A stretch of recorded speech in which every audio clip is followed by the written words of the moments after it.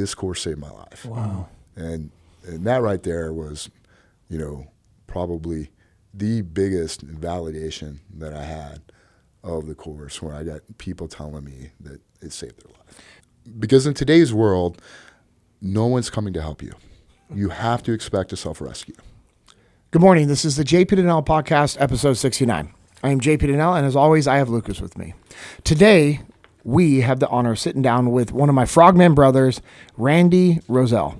Randy had an incredible 22 years of service to our beautiful nation. Started off as a Navy corpsman with the Marines, and then became a SEAL after September 11th, 2001. Randy has multiple combat deployments, mostly to the war-torn area of Afghanistan.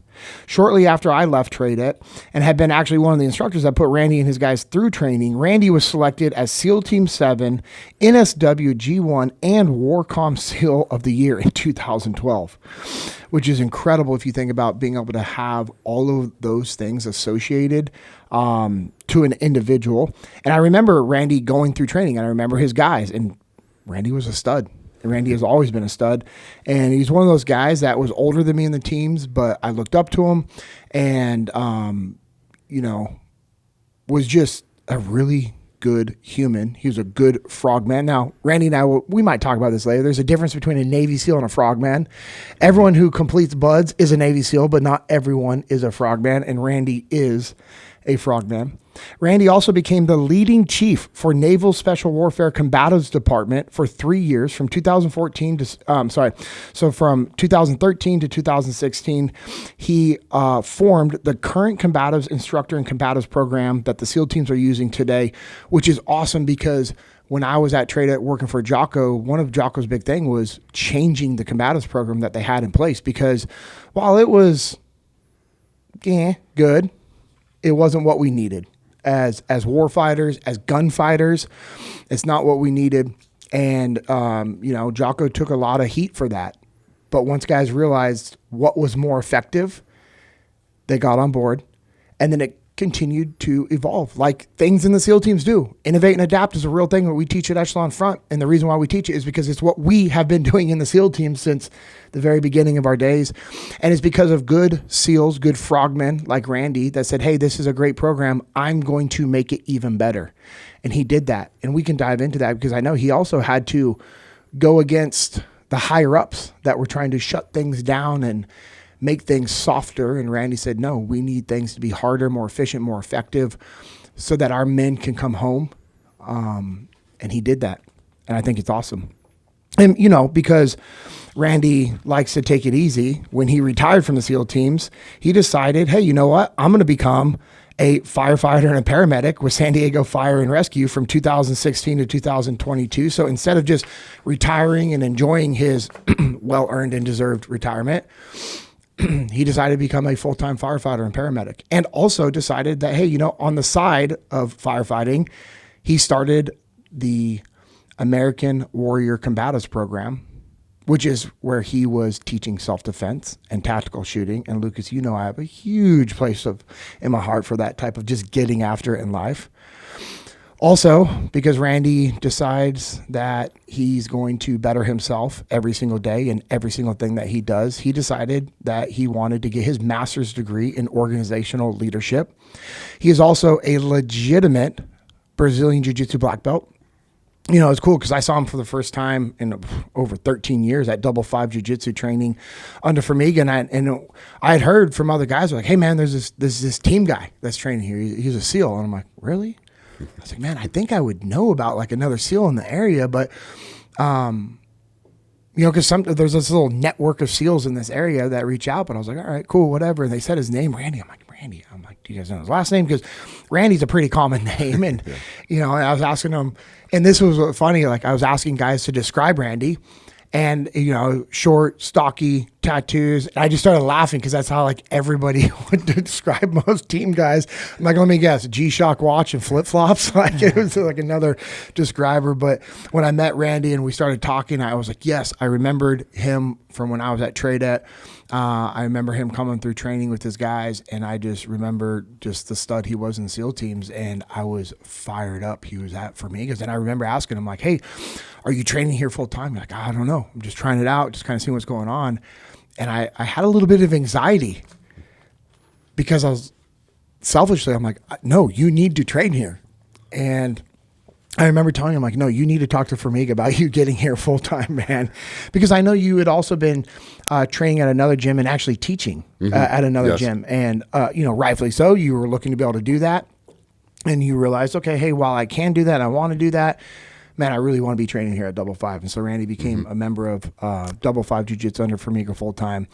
And it's an honor for me to be able to say he's also one of my black belts that I get to train under. And every time we train, he absolutely smashes me. I'm sorry, that was rude. Lucas, he is one of our black belts. I apologize. Oh, yeah. Because, you're in the jiu-jitsu game training. You got a tournament coming up. I do. Yeah, we both do. So, Randy, thank you for every time you smash me on the mats of justice. Thank you for your incredible service. Thank you for being a great example to the SEAL teams. Thank you for representing the SEAL teams. Thank you for being a great American. And above all that, thank you for being a man of God that leads his family and loves the Lord, is a flawed man like all of us and knows that, yet lives his life humbly and tries to better himself. And more importantly, tries to better the people around him. And actually, I should remove that word try, because you do that with what you do with your current company, with what you do for jiu-jitsu, and how you lead your family. So thank you for the time this morning. How are you? Oh, good. Thanks for having me on the show. I really appreciate it, JP. And it's been great to reconnect after all these years. Bro, it's crazy. Yeah. So, So I today I really want us to talk about, how you reformed American Warrior Combatives back in March of last year. You're building that business full time, which is awesome. I know you and I have talked about what we're doing at Bruiser Arms and Echelon Front, and there's just so much overlap. I got a text message from somebody, and they're like, hey, I don't know if this is like in competition with what you got going on. And I just replied, one team, one fight. Yeah. Because at the end of the day, hey, there's enough people that need leadership, that need combatives, that need all those things. And you're doing what you're doing is at such a high level and different than what we're doing at Bruiser Arms. And there is no reason why we can't work together on stuff. And when we have a big thing, guess what? We're bringing Randy in. Yeah. Like, hey, we got a thing going on. And so I think it's awesome, just the community of people that we get to surround ourselves with, some incredible humans in the DFW because of jiu-jitsu. And you probably know who I'm talking about. These guys are awesome. They love what you do. But let's where do we want to start? I mean, there's so many places I want to go with this one, Lucas. I'm really excited. Well, so Randy and I got to chat a little bit beforehand, and I did my norm. I went through my NCC questionnaire to make sure that I got all the. NCCs are non-commissioned civilians. Made this up. I'm probably an NCC 7 of the non-commissioned civilians, right? I got a board review coming up. Okay. All right. Yeah, the shrimp fork board is going to give me all my stuff. I'm going to stop. Yeah, but we're going to. Yeah, so we've got a ton of stuff that we could get into. I'm really curious though about the combative side of things. We've had some people who have come on that have talked combatives. We've had some people like Ben who teaches combatives to law enforcement, different agencies. So he teaches close quarters combat, which is different than combatives. So that's the thing, we want to expand upon it and understand the difference. So y'all are talking about that. I'm thinking Ben with the CQC stuff, and then there's all these other areas. It seems like what you're doing is different than that. So for somebody like me who's completely outside of that, right? Talk to me about what combatives is. Yeah. So before Randy gets started, I just want our listeners to understand the difference. And I know Randy's going to dive into this. Perfect. So close quarters combat, CQC, is when you're moving through a building. Okay. And that's what police officers do. That's what we would teach to SWAT guys. We would teach to team guys hey, there's a hostage rescue situation, or hey, there's a bad guy in a building. How do you enter a building? How do you flow, through all these different ways. There's different methods and there's different systems for going fast, going slow, ramping it up. You remember the hybrid system that we had in the SEAL teams, hard, slow, hard, slow, hard, slow as you're flowing through a building. And so the combatives is actually like, hey, what type of fighting system are you using with your weapon and or your hands? And also what falls under combatives, which Randy is just, what he's doing is incredible, is the self-defense aspect of it, like home defense, self-defense. Right on. Hey, my daughters are out at the movie and some dude like tries to act like a fool. Well, guess what? You can have your daughters or your kid, your sons or whoever, you and your wife, whoever's listening, go through a program with Randy. So you're going to know how to de-escalate a situation, break contact. And then also it ramps all the way up to like, okay, cool. You're doing that at home. Hey, where are your weapons? You know, he'll go into houses and say, and like teach people how to use their house properly. That's cool. That's why I'm like really excited about Yeah, this. this These is are the awesome. things that I love, that I know people need. There's so much value here. So I just wanted our listeners to understand the difference. And while what Ben Wallach does is incredible, but he's focused on teaching law enforcement. Now, Randy can do that. Right. But Randy's focused on, okay, hey, cool, we got law enforcement. Yeah, they need training. But the everyday, like, citizen, everyday person that's living here in America, like, wants to know, like, okay, if somebody breaks in my house, what do I do? Yep. And so he'll do assessments over houses and businesses and help them understand the difference. So I know you're getting ready to expand upon that, but after we do that, we'll go back to like your childhood a little bit, like who made Randy who he is. So be thinking about that as you're talking. Sure. So, you know, JP, you know, as team guys, first and foremost, we solve our problems with smart tactics, weapons, and teamwork. Yep. Right? Yep. But then the unlikely event that my buddies, you know, in his own fight or holding long or got his own thing going on and my weapon's down and I get in a fight, I better have some damn fight skills. Yes. Right? So, and that's where combatives comes in.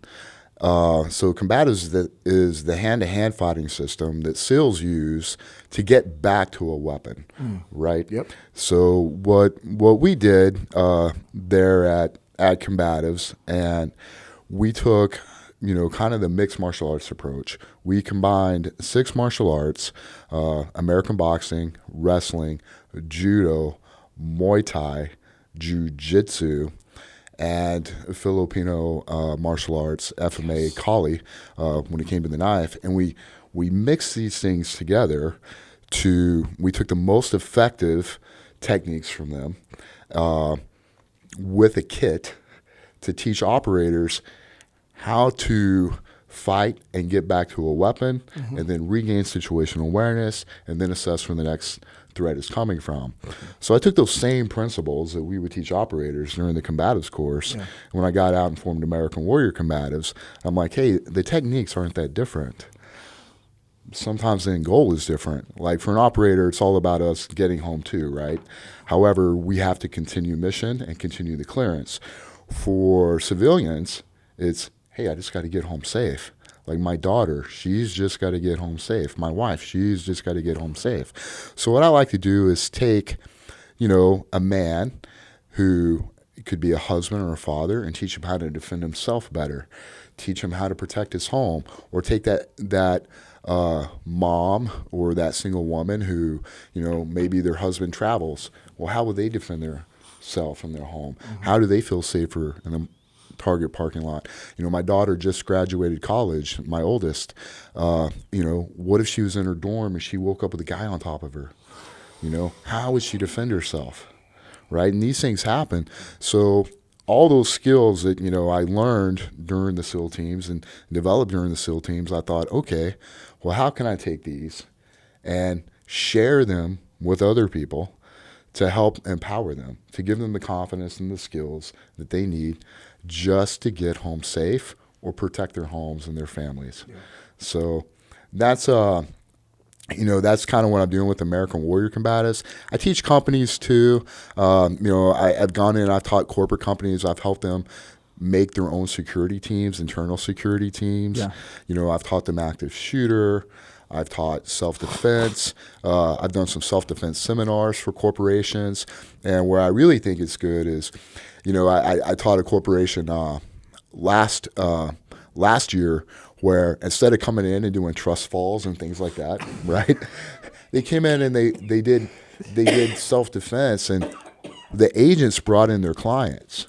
And Really? yeah, so it was really cool. That's cool. So what they did was when the agents brought in their clients, well, when they're paired up together and they're having to trust each other, like not to actually hit each other in the face and do a technique, they had found that afterwards, when we went and got lunch together, that they really trusted each other because you're trusting somebody to not hurt you, not just like catch you when you close your eyes and fall backwards, but for 2 hours not hurt you, and you're learning a skill together that's applicable that you can go home and use that day and then go home and show your family.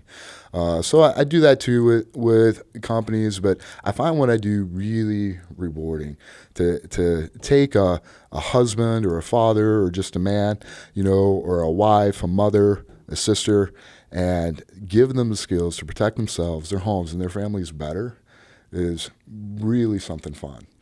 You can give them the confidence, because in today's world, no one's coming to help you. You have to expect a self-rescue. Yep. And if you don't know how to do that, you're kind of behind the power curve, and a lot of people just kind of live in that la land of it won't happen to me, or, and I try to prepare them, I always want my daughters coming home safe, and my wife, And you're right. Nobody's coming to help you, but there are going to be plenty of people who pull out their cell phones and video everything that happens. Look at that poor lady that was just burned to death in New York, right? From the illegal immigrant that was on the train. Like, people filmed him light her on fire. Yeah. And every single one of those people should be charged.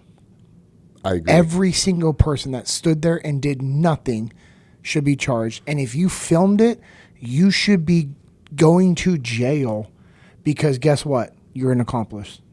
You are. Like, you helped. Yeah, there's no failure to render aid law there that prevents that, or that has a legal precedent to do that. But and who cares even if there was? Well, do the right thing. Yeah, but that's the thing. What's crazy to me is that we're having to do those kinds of things. Yeah. We're having to legislate being morally good people. And it's obviously we're seeing that it's failing, which is why I'm glad a company like yours exists and why you're doing what you're doing. Well, we're gonna, as a nation, see some things shifting very quickly. I What's certainly your thoughts hope on that, so, man?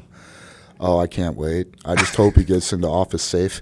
I hope nobody tries to assassinate him before he gets there. But I'm super excited. I'm super excited for him to take office. I hope we have 4 years of him, and I hope we've got 8 years of Vance afterwards.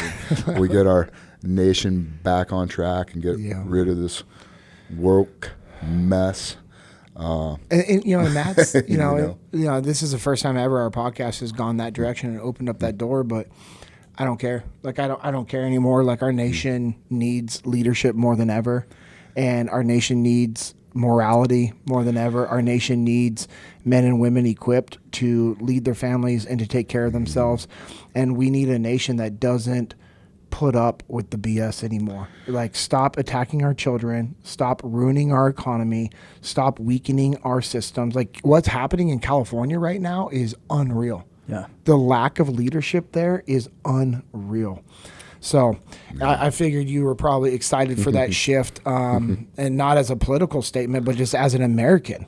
Like, as an American, you've got to be fed up. Someone that loves this country, that served this country, like you did, and that, wants my children to grow up in the same type of America, even though times change, but the same type of America that I did, and have the same opportunities, that you and I grew up with.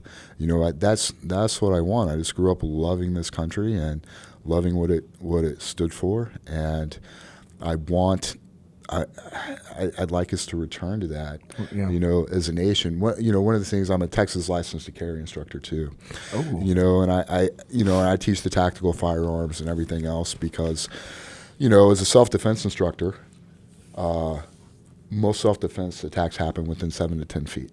Mm-hmm. Right. So if you don't know how to get back to that weapon within 7 to 10 feet, and you know about the 21-foot rule, you better have some skills that allow you to get back to that weapon, right? Especially if most self-defense attacks happen that closely.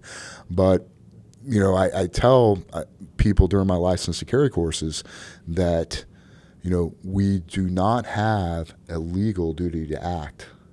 But then I question them. I'm like, do we have a moral duty? So it's just something to think about for the license to carry owners out there, for the men and the women that actually know how to defend themselves, and sometimes it's best to be a good witness.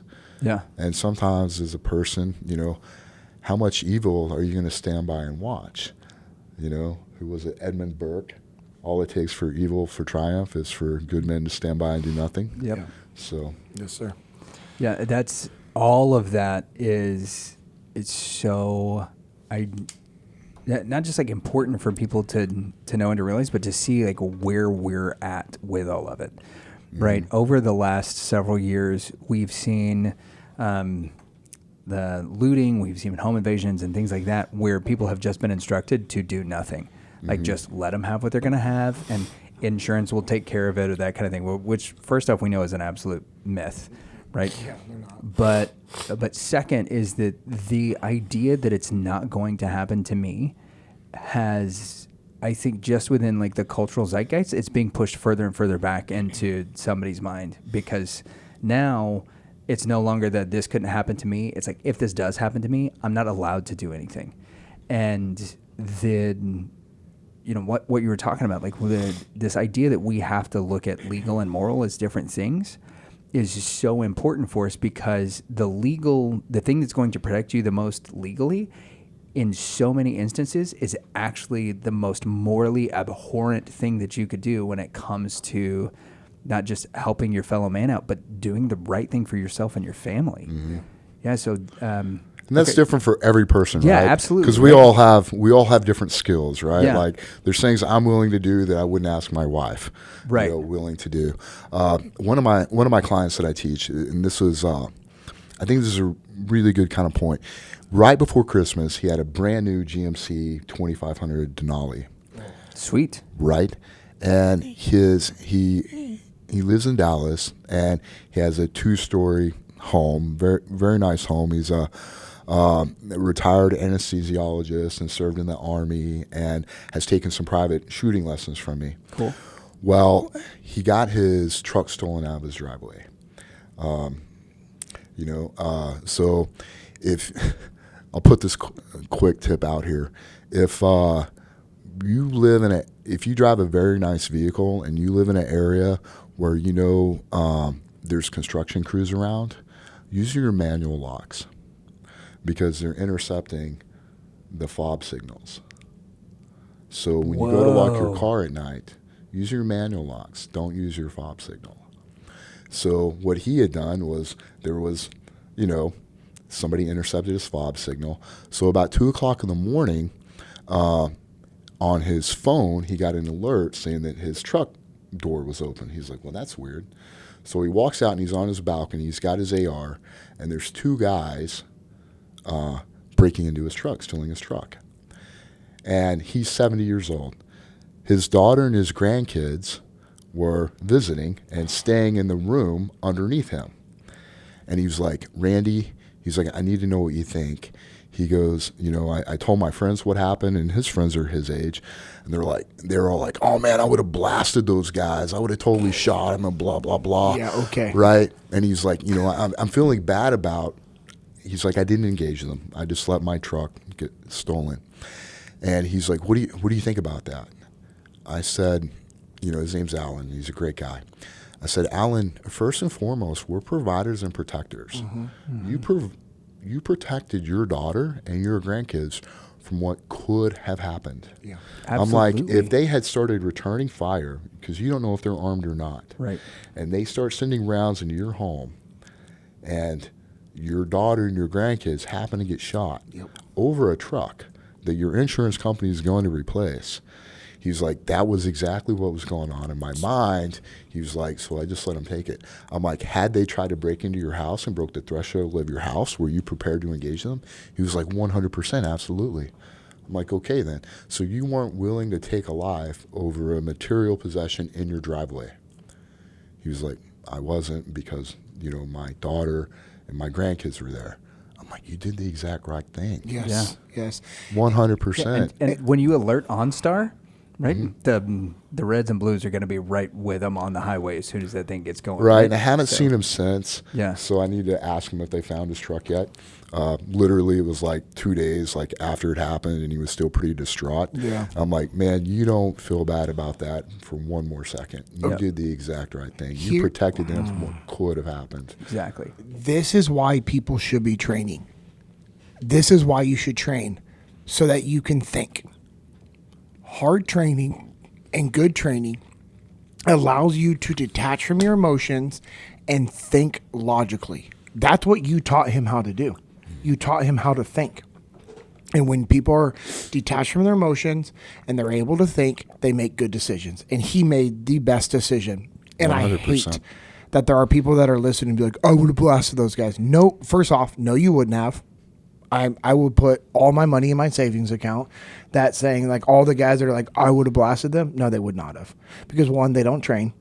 And two, they've never been in that situation. It's really easy to say, I would have done this, until you've ever been in that situation. I got into some pretty heated discussions, not arguments, but just discussions with friends that are like, oh, this is what I do. I'm like, no, you wouldn't. And they're like, well, yeah. I'm like, no, you wouldn't. You don't train. You've never done stress-induced training. You sitting on the 5-yard line at the shooting range, shooting a paper target with your Glock is completely different than being stressed out and having something actually happen to you, and then you try to make a decision. Like, it's crazy. One of the stories you've told that stands out to me about this in particular was when you were doing training with I think it was a group of guys or a company, and they were like, oh, well, I would just do this. And then you started pushing one of the guys to see whether or not he would. So not only could he not draw his weapon, but he never thought to push back to get space. Not once.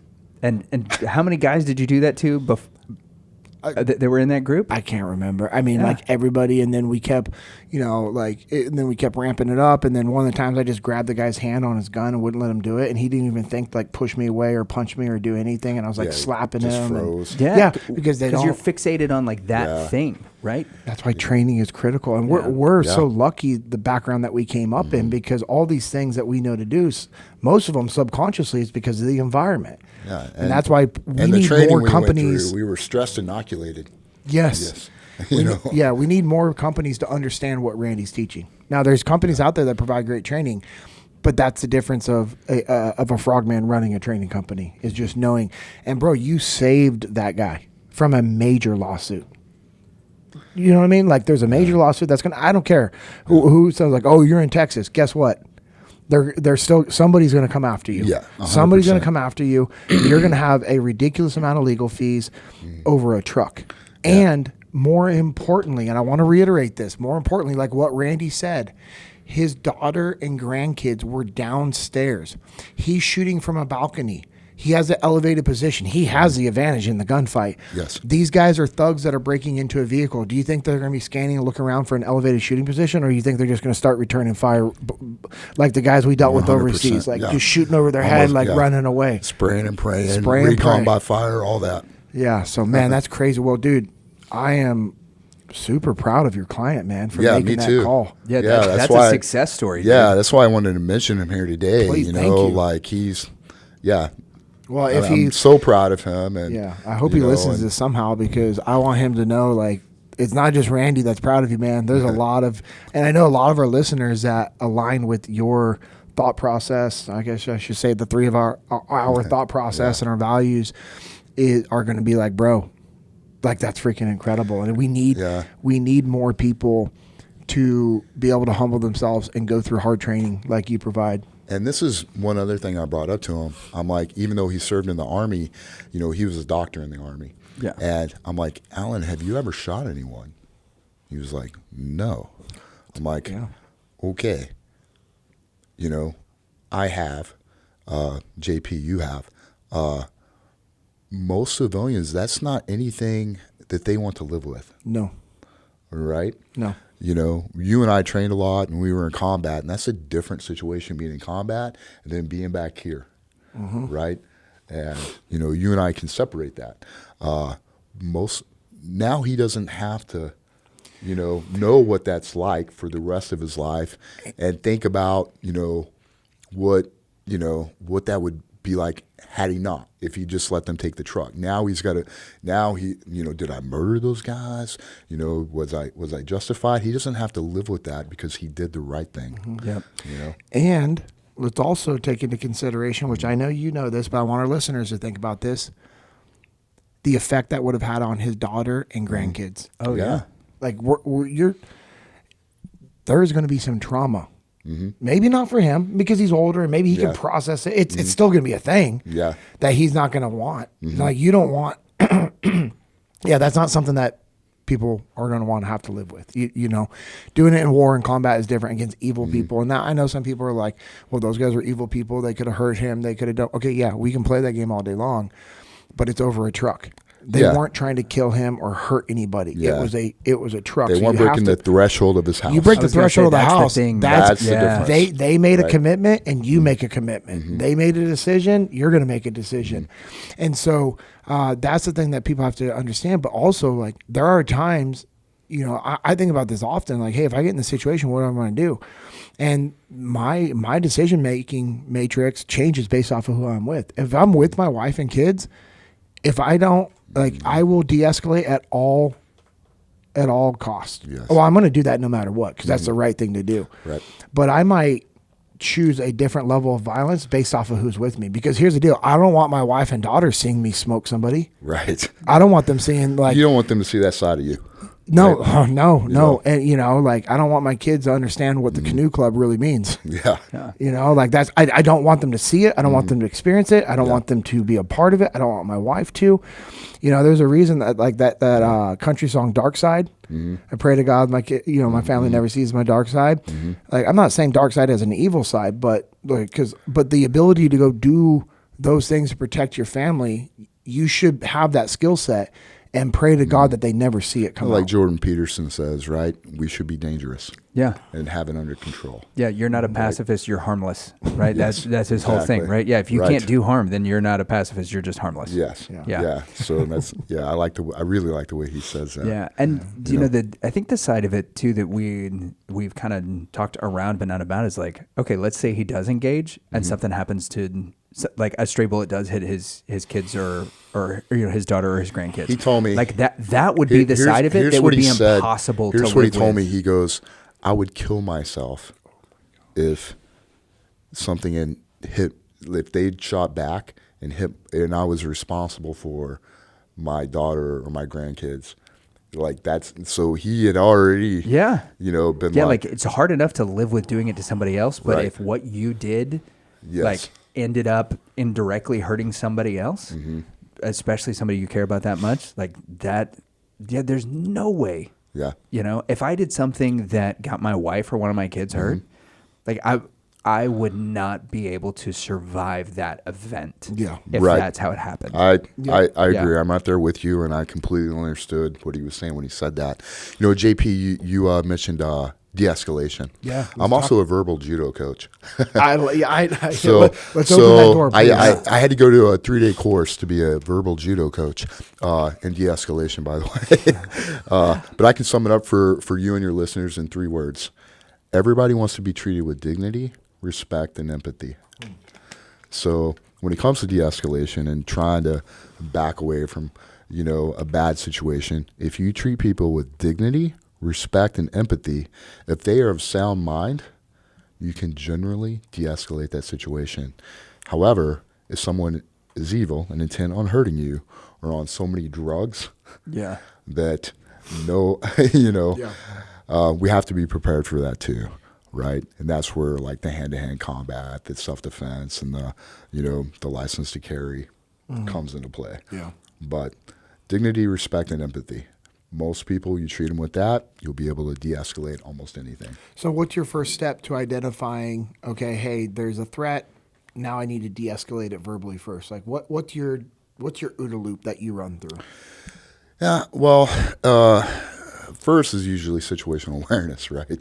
Yeah. Yeah, okay, here's, like, say somebody, I use the parking lot analogy a lot. Yeah, somebody you gets out. You do a lot of your videos on that too, right? Yeah. Somebody gets out and they're like, "Hey, man, you cut me off back there," right? What the hell? Yeah. Right? And they're coming at me aggressively. Well, I bring my hands up. right? And, I show them my palms. I give them the universal signal that I'm unarmed. I'd like them to stop, right? And I don't mean them any harm, okay? So they're not clenched fists, right? I tuck my chin, and I let them, when I look at their chest, after I've already looked at their hands and their belt line, waistline, right? And then I start to back away, right? To give myself time to look, is anybody else coming around me? And give them time to cool off. And then I apologize. I'm like, hey, man, I'm sorry. And I call them sir or ma'am, depending on, who I've upset. So I start that dignity and empathy right there. I say, sir, I apologize, right? So these give me the time, to back away, bring my hands up, tuck my chin, lift my shoulders a little bit, right? And start to back away from them, And then if they keep coming forward, most of the time they're like, okay, well, you didn't mean to. No, I didn't mean to. I'm so sorry. I didn't see you. Man, I'm having a bad day. You ever had a bad day? And they're like, yeah, man, I've had bad days. I actually use this exact thing. My dog got out, and my kids left the gate open. And my dog got out, and a lady was walking around our neighborhood, just taking her dog for a walk, and my dog charged her. And her dog got upset, ran circles around her. Her dog did, wrapped her up in her leash, and she fell over. Oh. And I came home, and my neighbor goes, hey, Randy, you may want to go find this lady who's walking around. Your dog got out, and this is what I'm like, oh, crap. So I got out. I drove around the neighborhood. I couldn't find her. And then I pulled back into my driveway, and, I kind of do a scan one more time, and I see her walking down the road. And I'm like, oh, I know this is her. Yeah. And she comes up to me, and she's like, you. I'm like, man, I'm sorry. She's like, no, you're going to listen to me. And I just let her vent all over me. And I said, ma'am, you're so right. I am so sorry. You have the right to be able to walk around the neighborhood in peace and not have a dog charge you. I'm like, and are you hurt? She's like, no. I'm like, all right, I'm sorry. I'm like, you know what? My kids left the gate open, and I told them not to. I'm like, do you have kids? She's like, yeah. I'm like, do they always do everything you ask them to do? And she's like, no, they never do anything I ask them to do.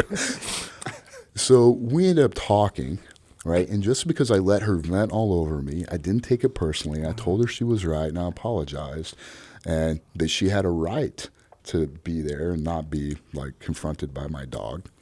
She ended up hugging me, like telling me I should, meet her husband. I got her name and everything, and I made a friend. Yeah. And now I've got somebody else in my neighborhood who, if somebody's at my house when I'm out there that I know walks around the neighborhood, will tell me. Yeah. Dude, that's awesome. I made a friend. I made an ally. Yeah. I made a neighborhood versus an enemy by just treating her with dignity, respect, and empathy. Dude, Yeah. that's huge, man. That's awesome. Okay. Man, I want to keep going down this road, but I think it's important for our listeners to learn a little bit about you growing up. Okay. We can dive into it deep, or it can just be like, hey, not much to add. It's like whatever you want, but based off the time that we spent, and I can already see where this is going. We're definitely going to have you back on again, and we can dive really deep into a few of these different topics that I'm really intrigued with, and I know Lucas is as well. He's taking notes over there, like, okay, like I'll circle us back whenever we. Yeah, I know. I do have a book coming out. Okay, yes. All right, let's talk about the book. Okay. You know what? So- We'll talk about your childhood some all right. other time. Let's talk Do you about your cover book. your childhood in the book? Yes. Okay, cool. So it's a mini. Buy the It's a book. mini auto. It's a mini autobiography. Okay. And so it talks about my childhood and everything there. I grew up here, small town Texas. What town? Bowie, Nocona area, Oh, yeah. Montague County. Yes, I Right know on. exactly where that's I at. got Troy Foster at my house from Nocona right now. Yeah. Fixing Is my he air really? vent. Oh yeah. Okay. Yeah, we got a little bit of moisture accumulation in our bathroom. And so we got some mildew stuff in there, and Troy and his company are annihilating that for me while my Oh, wife great. and kids are hanging out at Chick-fil-A. The cleaning cure is his business. Yeah, Nakona is where Troy Foster, who he started that ministry that we've talked to you about, the Walking in Truth, the Pursuit events for men and women and married couple ones. Yeah, he lives in Nakona. Yeah. Wow. Small world. Also a faithful Jesus and Jiu-Jitsu board member. And Yeah. and all that Nice. stuff. Yeah, that's awesome. Rad. There's Nice. good people from Nakona. You and Troy. Old small town values, right? You know. Yeah, dude, that's awesome. Okay, so you grew up in that small area. Yeah. And then, okay, so you talk about the book. Let's talk about the book then. Yeah. So it's called Pressing Forward. So JP, I don't know if you know this about me. I went into Hell Week 4 times. What? Yeah. I didn't make it through until my 4th Hell Week. So the book is called Pressing Forward, and it's talking about, like, you know, like I said, it's a mini autobiography, but I think I'm the only SEAL that's been into Hell Week 4 times. You know, that went into first phase 4 times, made it into Hell Week, was unsuccessful in my first 3, finally made it through on my 4th, then ended up having to do 2 second phases because I perfed my ear during pull comp. And then, you know, so I had a long road. I was going to say, how many years? It took How about many 4. years? It took about 4. It was a long time. But I thought the perseverance that it takes to keep going, or stubbornness, however you want to look at it. I like perseverance. That would help people, you know, that are, you know, chasing their dreams, you know, that are maybe going through something else difficult. You know, what does it take to keep going through the world's hardest military training, getting knocked out of the saddle, going back, getting knocked out of the saddle, going back. And some of it was my own fault, right? Some of it was my own self-defeat. And, you know, the worst defeat in the world is self-defeat, you know, when you let yourself down. Yeah. You know, and you come back from that. And there's a saying in BUD/S, right? Like, once a quitter, always a quitter. And that saying is a lie. Yeah. You know, it's only true if you believe it. So the book is trying to get people not to believe the lies that are out there, and to believe the truth, and the truth about them and about themselves, and how to keep pushing forward or pressing forward. Dude, you know, awesome. That's so cool. When's it come out? How do I get a copy?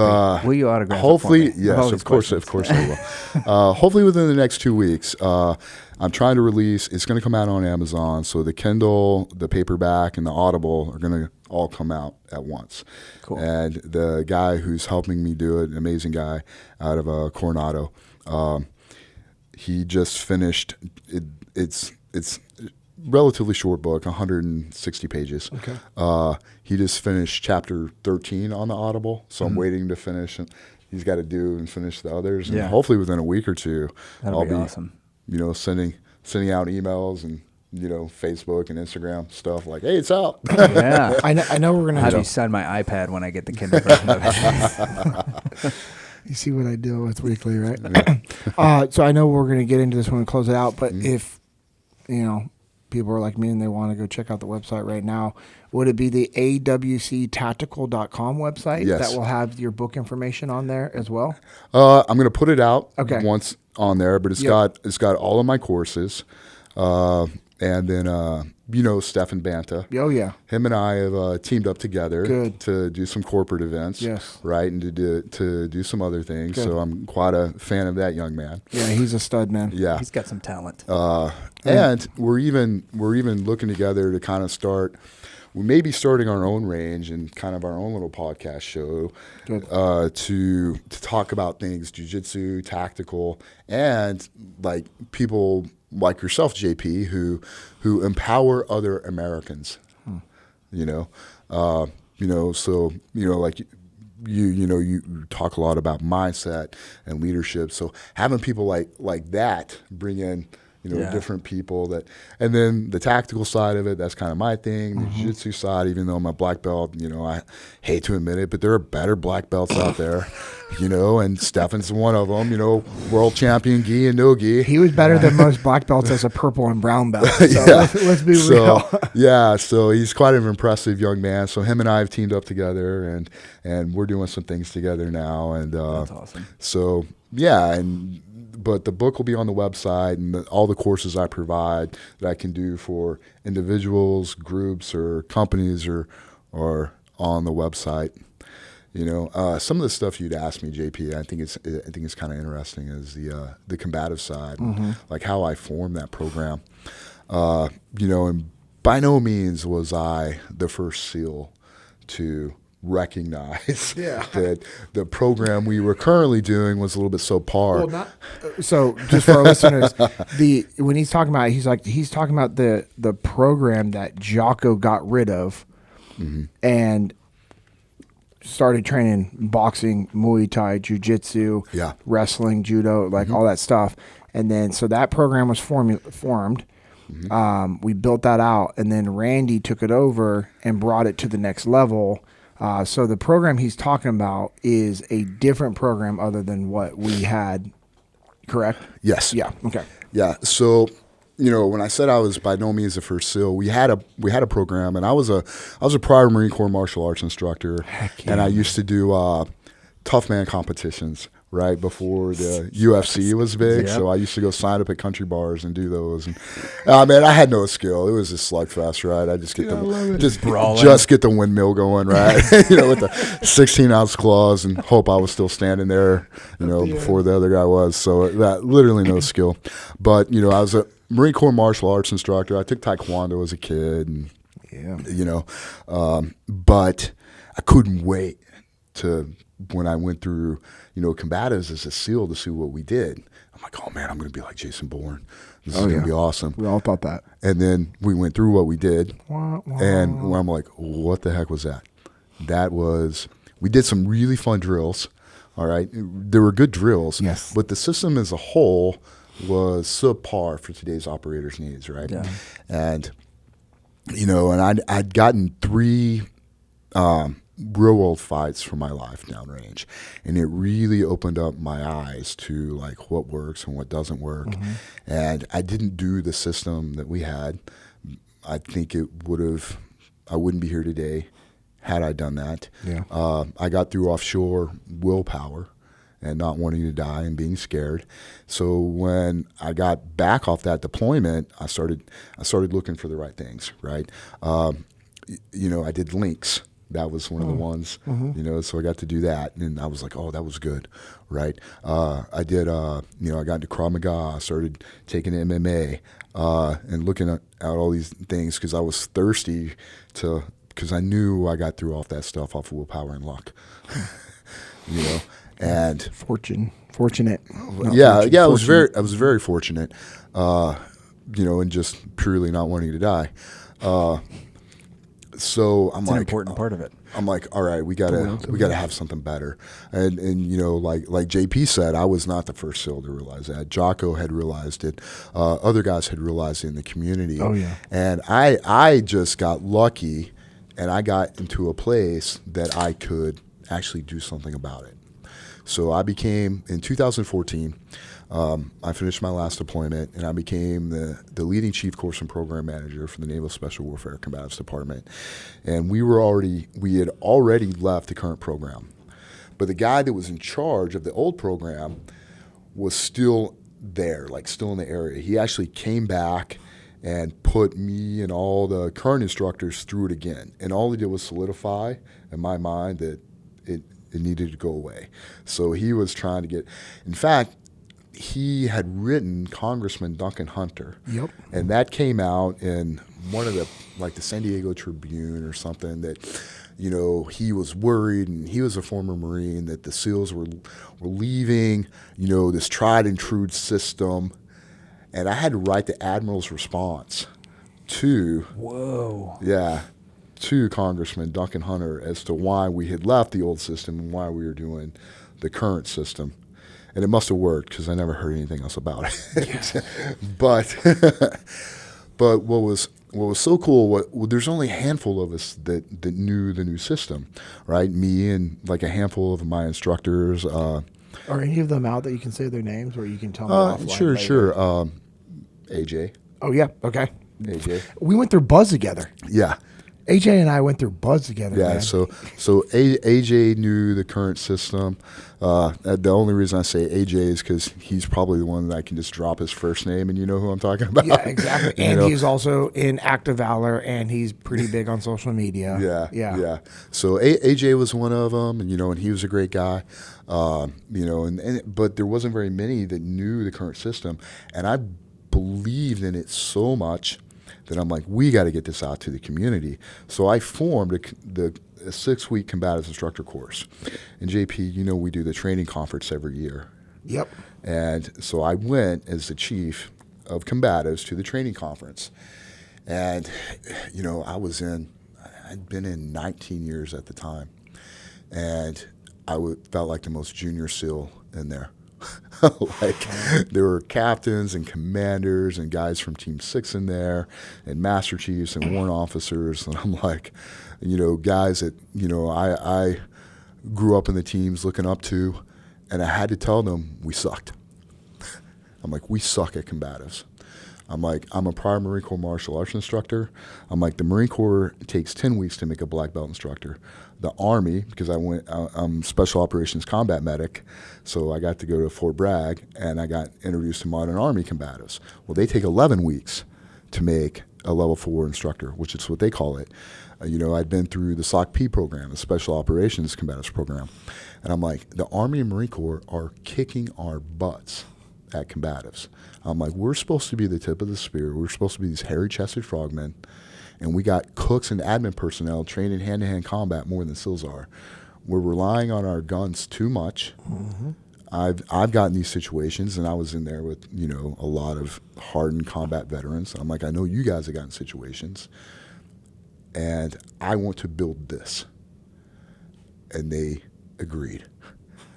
And I had some guys in there that it was so cool. I had some guys that I had looked up to in the teams that I don't want to say their names, but they came up to me afterwards and was like, Randy, it's about time somebody said this.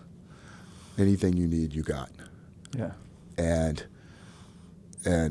I got 100% support. I spent over a year going to different combatives programs all across the country, self-defense programs, things from law enforcement, things from other military. I brought in pro MMA coaches and fighters. Mm-hmm. And the beautiful thing was, and I would put these guys in our kit, and most MMA fighters were like, holy crap, how do you guys find this? I'm like, yeah, right. And I would go get guys from X Division. I'd go get like 15 dudes from X Division, put them in full, protective gear. And I was an old SEAL at the time, right? So I knew if I could do it, the young bucks could do it.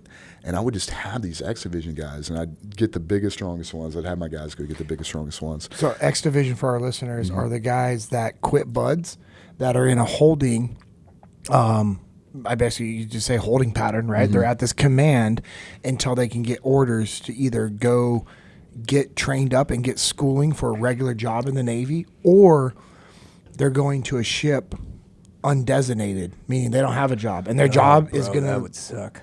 Oh, yeah. It does suck. It does. But these X Division guys aren't bad people. They decided they don't want to be SEALs. They're studs. And if you compare them to the rest of the military, they're usually going to perform at a much higher level because they were motivated to be SEALs. I'm not meaning this in a derogatory manner towards anybody else in the military, but when you look at it from a motivational standpoint, if they can have a good leader like Randy, who's going to empower them to have fun and contribute. And what Randy was also doing was saying, hey guys, you're helping the SEAL teams. By you coming and being role players, you're helping the SEAL teams. And so now all of a sudden you take these guys that generally were just crapped on, that are now getting an opportunity to have a great day, a fun day. They're helping, they're contributing, which changed their attitudes and their morale, which better served them as humans going to different commands of the Navy, which is is better for our Navy as a whole. So I just want to make sure people understood that, because what you did wasn't just helping the SEAL teams. Randy was helping the Navy by giving these guys purpose, which changes their attitude and their morale, which means that when they go to another duty station, they're going to, for the most part, show up eager and wanting to help and understanding that they're a part of something bigger than themselves. Because I remember hearing about you doing those things, because guys were like, bro, this is incredible. Yeah. And it wasn't just for the SEAL teams. Like, you impacted the U.S. Navy as a whole by equipping young men to actually understand their value. Yeah, so I'd have my guys go get these guys, and I'd ask them to go get the biggest, strongest ones, and they would just come at me as hard as they could. We put myself in different bad positions and everything else, and the great thing about it was, and these guys are angry too, like JP was saying, like they're normally angry because they didn't make it through BUD/S, or angry at the world, and so they make awesome role players, right? And they're studs, right? You walk through the doors of the Naval Special Warfare Center to be a SEAL, whether you make it or not, physically you're a specimen. Yeah. Yep. And so I'd have these guys just come at me as hard as they could. And if a technique worked, it worked. If it didn't work, it didn't work. And I didn't have any skin in the game. I wasn't looking to push a system. I was making a system, right? So I didn't care. I didn't have to call something Jiu-Jitsu, or I didn't have to call something karate or Krav Maga. I just cared about, does this technique or does this work or not work? And we ended up blending all of these techniques together from these different martial arts, and modifying them to save operators. And here's what most people don't realize. As the chief of that program, I bore the responsibility of that program. So if I taught a young SEAL something and he went downrange and he did the technique to save his life, not some weird messed up way, but the way that I taught him to do it, and it didn't work, that was on me. And that's how serious I took that entire program, and how serious I pressure tested everything, and that's how it had to be, that because there was a SEAL's life on the line. Yeah. And that's what, and that's why we went from the old program to the new program. And YouTube is a heck of a thing, right? Like, if you don't think our enemies aren't watching tactics and aren't watching MMA and aren't watching, the UFC just like we are, and trying to copy, I mean, look at some of their videos. You can just try to see how they copy. Look how they try to copy John Wick and other things and things from movies. But you can learn a lot from that. And if we weren't keeping up with that, if you didn't know how to defend against certain basic things, you're behind the power curve. Yeah. Yeah, I still have the picture when we were overseas and doing, like searching through and looking through stuff, for weapons and just explosives and all that stuff, doing our basic search procedure. I grabbed this picture of this guy that we ended up wrapping up, and it was the guy we were looking for, and it was him in a gi. And it was a picture of him like posing, and he was training martial arts. Yeah. And it was just like, I remember, and this is back in like, I think this was in Ramadi. And, I kept that, and I always kept that as a reminder. And when I was in the teams, that picture was on my little corkboard in my cage.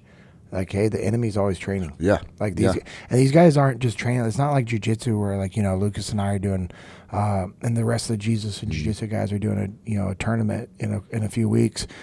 It's not like, hey, we're going to go out. It's not like that. It's not another good American that's training jiu-jitsu also that wants to win.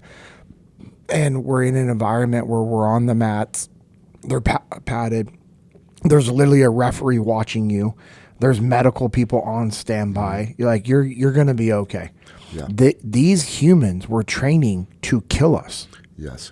And to do evil, horrific things to innocent civilians in Iraq, Afghanistan, and all over the world. This isn't just happening there. It's happening all over the world.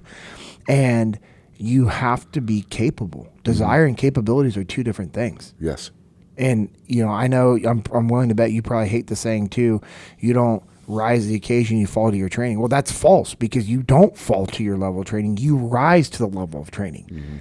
Because as you know from teaching combatives and teaching all these things, the more you train, the more capable you are. Yes. And your training is what's going to allow you to rise to the situation that you're in. And I pray to God my training exceeds the situation that I'm in. Now, there's occasional humans that can, by the grace of God, exceed that for that moment in time. And we have some common friends in SEAL teams that are living Medal of Honor recipients that they did that. And even non-Medal of Honor recipients. You and I have friends in SEAL teams that if people knew what they did, you'd be like, there's no way. Why is there not a movie about this? Why is there not a book about that? And there should be for some of our former teammates. Yeah. And things they never got got a medal for it either. Like there's only like 3 or 4 of us who know about it. And you're just like, that was the most heroic thing I think I've ever seen in my life. Yeah. You know, but it's training. Yeah. And the grace of God. Yeah. And so people need to understand this training. So, okay. So you create this program. It's still there. What was your biggest hurdle that you had to overcome from a leadership aspect? I know I'm putting you on the spot, but and there's a lot. I know you overcame a lot. It was really keeping the current program that we had just developed and dealing with all the people that wanted to change it all the time, because I would get phone calls from 06s. Be like, Randy, have you heard of Systema? I'm like, no, what's Systema? And I'd look it up and it'd be like Russian shooting energy balls stuff. And I'm like, you want me to incorporate this in combatives? No. Like, so it was really having other people in the teams that were high ranking wanting me to implement some things that were just ineffective and subpar while I was forming the program. And I'm like, you gotta love the good idea fairies. I was a chief, but I'm not a captain. I'm not 06. And to tell people like that, like, hey, sir, I'm not doing that. You need to come see this program, what we're doing. That's awesome. So that's where I wanted us to kind of go with this is like, I knew you had to deal with a lot of good idea fairies. Yes. And in business and life, you're probably going to have to deal with a lot of good idea fairies. And while their intent might be, for the most part, good because they're thinking, hey, we want to make it better. You knew that instead of just pushing back, which unfortunately, when you and I came up in the teams, there's a lot of bad leadership that we saw of guys. We keep this podcast clean, so I'm not going to say the language, but they tried to use brute force. Yeah. Brute force. Well, guess what? When you're using brute force against other team guys, they're going to, for the most part, push back with brute force. And now it's a bad situation.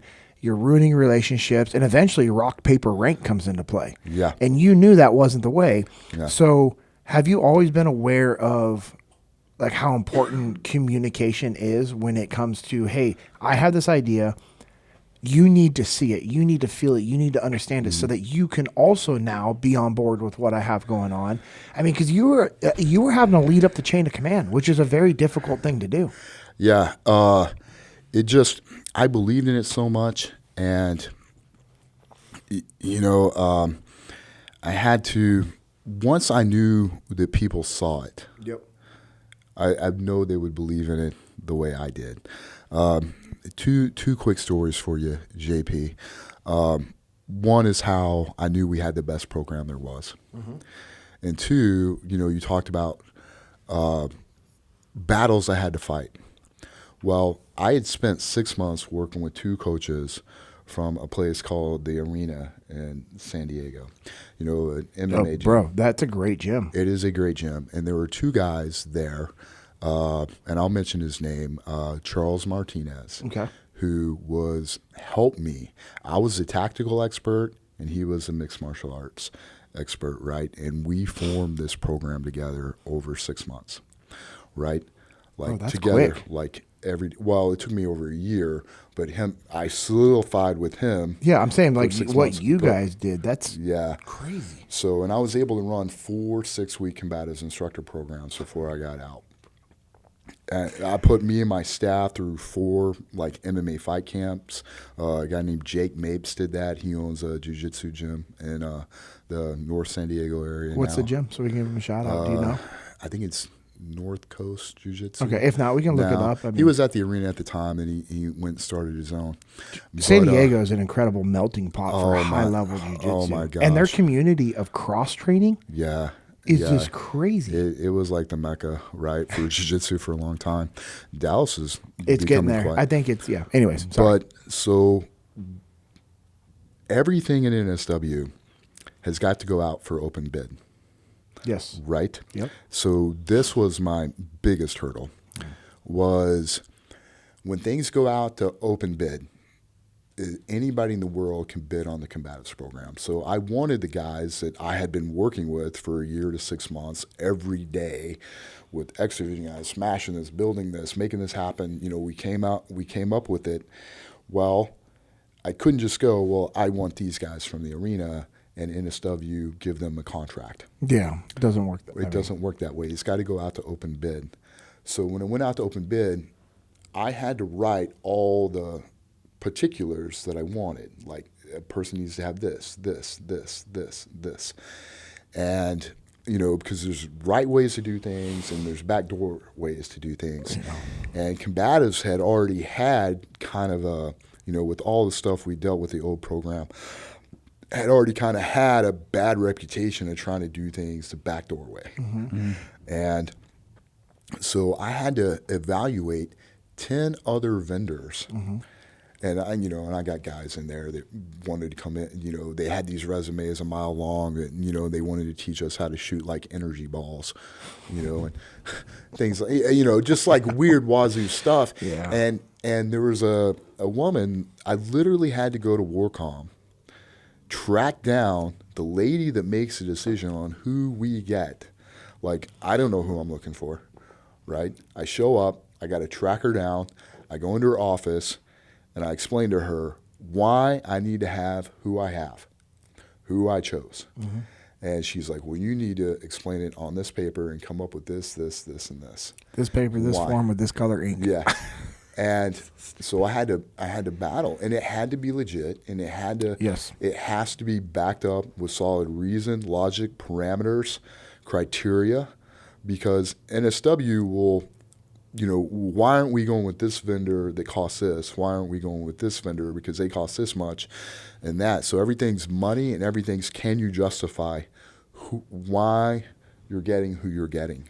And I had to be able to do that. And this, literally, her job was on the line, right? Because she dealt with all the contracts in NSW, and, you know, so this poor woman, you know, was always under investigation, always.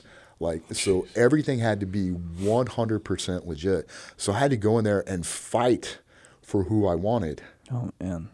While also And- trying to help, build a relationship with her. And build a relationship with her, and she wasn't going to lose her job over a combatives contract. Yeah, because you wanted the people at the arena. Well, Yeah. exactly. Right. And so everything had to be 100% like legit, because if it wasn't, she was going to get in trouble, I was going to get in trouble.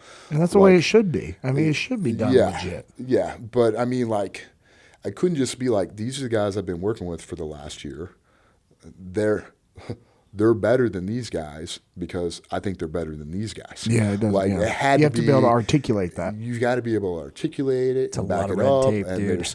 and it was a lot of red tape, and most people aren't willing to fight that fight. Yeah. And I believed in the program so much and what we developed that I was willing to fight that fight. Let's go. Right? And I had to, you know, justify why all these other guys weren't good enough, or entities, you know, weren't good enough, and why these guys were, and it had to meet the smell test. Yeah. You know. That's awesome, man. So, and then the other way that I know that we had the best program ever was, you know, sometimes we train partners forces. And I had some Danish Navy SEALs come in, and I had 3 of them. And they're like, hey, we want to do your 1-week combatives course. And, you know, I got a call from the DET Coronado OIC, like, hey, Randy, we're going to have these guys come do this. I'm like, okay. So I, you know, at that, you know, with that, I just say yes, sir, because you know, shit. Are they cool. bringing You know, those guys they make great pastries. the yeah, Danish. yeah. Got some serious skills. Well, there. you know, they actually, you know, their sales were pretty legit too. They were good dudes. But I had 2 guys come through the course. And about 6 months later, I had 3 more guys come through the course. And then I got a phone call. They're like, "Hey, Randy," they're like, the 5 guys that came through the course, one of them was like a legit fighter. He was like a brown belt in Jiu-Jitsu and done Muay Thai. And I'm like, all right, this guy's kind of a badass. You know, his name was Julian. And they were the top 5 guys in the Danish SEAL teams for combatives. And what they had been doing, and they had been going to different combatives programs all over Europe, over the U.S., different military ones, law enforcement, all these for 2 years. Oh, wow. That's all they were doing. It's a fun assignment. I'm like, that may be even funner than the one I had. Yeah. You know? Well, yeah, because you're not having an ability thing. You're just Yeah. going and testing and training. Yeah. So they called me and they're like, "This is what we've been doing. We all unanimously voted that yours is the best one we've been to. We want to fly you and your staff to Denmark for 10 days and teach our entire force." That's what I'm talking about. Let's go, baby. Let's get some cakes. Yeah. And I led a Border Patrol SOG guy. I had 2 guys, and I got into a little bit I got my hand slapped for this. But I'm you've out had your now. hand slapped I'm out before. now, and they can't do anything else to me. But I had some. I had Well, these. what's the time frame on that? How many years ago was that? Oh, yeah, it's 2015. So 10 years? Almost Yeah, 10 anything years. after Yeah. 7, I think. yeah, you're I good. think I'm good now. It reminds me of that movie with Brad Pitt where he's like, "I'll get yelled at. I've been yelled at before. Like, this is fine." Yeah, the Well, Glorious Well, some of the Bastards. Yeah. Border Patrol, their SOG guys, had like 2 incidences happen pretty close to each other, where some of their officers and their SOG guys are their studs, right? Like Yeah. they have to go through selection. They're studs, and they had been disarmed with their own weapons and shot with their own weapons. No. So I had, through a friend, I had 2 of their guys like come up and ask me if they could go through our combatives program. Well, there's a miscommunication. I got permission for them to come view the course but not go through the course. Well, these guys showed up and they thought they were going through the course. Oh, yeah. And I got 2 of their assault leaders. And these guys were like super excited to go through the course. And I'm like, okay, man, I can't have you train with the SQT students, because if you train one of the SQT, hurt one of them, I'm going to have to justify that. Yeah. Right? I'm like, but you guys, you can view the course by practicing the course together. Right? So I kind of skirted the rules on that one a little bit, right? Because if one of the SQT students hurt them, or one of the they hurt one of the SQT students. But if they hurt each other in the lobby, But if at the they hurt Holiday each Inn, other, like, I was they're kind of fine. like, all right, so, we'll kind of figure stuff out when it comes to the role players and the ex-div guys. I'll kind of, look left or something. But, so one of their guys, 2 weeks after he goes through the course, well, first of all, I'm like, show me what you're doing. I'm like, I'll tell you, like, I feel like I'm a pretty tough guy. But if I'm out there in the woods and somebody comes up behind me and I never see them and they hit me in the back of the head with a pipe or a bat, they're going to shoot me with my own gun too. I'm like, there's nothing I can do about that. Yep, yeah. I'm like, so I'm not going to armchair quarterback your agents, right? Like, Let's see what you're doing first. Yeah. So then I'm like, show me what your technique is. So they showed me their technique for their weapons retention, like if somebody tried to get their weapon. And they were dropping both their hands to secure the weapon.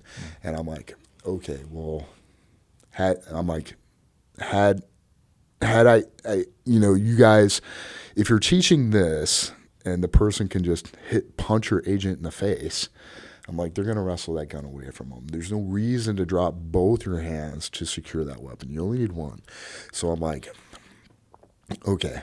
So I can see how it happened if they just weren't surprised. Yeah. If they actually got in a fight. So they went through the course. They loved it. 2 weeks later, the guy got in a hand-to-hand fight for his life. He got in a bad situation with some illegals. They jumped him, and he won, and he survived. Dude, that's huge. And he ended up writing my CEO a letter saying that course, our combatives course, saved his life. He was like, I would not have done what I did if I hadn't just gone through that course. Wow. And to me, between the Danish Navy SEALs and that guy who got the, because SEALs will go through the course and, they won't get to put any of those skills to use for 6 months, a year later. I won't see him again, till later on. But he literally 2 weeks, he was right back in the field and was like, this course saved my life. Wow. And that right there was, probably the biggest validation that I had of the course, where I got people telling me that it saved their life. Yeah, that's huge. I mean, when we started revamping training at TRADET, we would get feedback from guys while they're on deployment and like sending us after action reports and videos and pictures and sketches and like video calls like, hey man, we were in this situation and the training that you guys gave us saved our lives. Yes. Keep doing what you're doing. And that started because when we were in Ramadi, we would send back after action reports to the guys in San Diego of like, hey guys, here's what's working. Here's what we're doing. Oh, also, by the way, here's all the mistakes that we're making. Yes. Do not make these mistakes. Yeah. Do not load your gear like this. Do not do these things. Yeah. And that was, those were humbling reports to send back to your Frogman brothers that are like, you're like, hey man, here's the mistakes we're making. But at the end of the day, it's about your people becoming better versions. Well, that's what I think makes the SEAL teams unique. Yep. Right.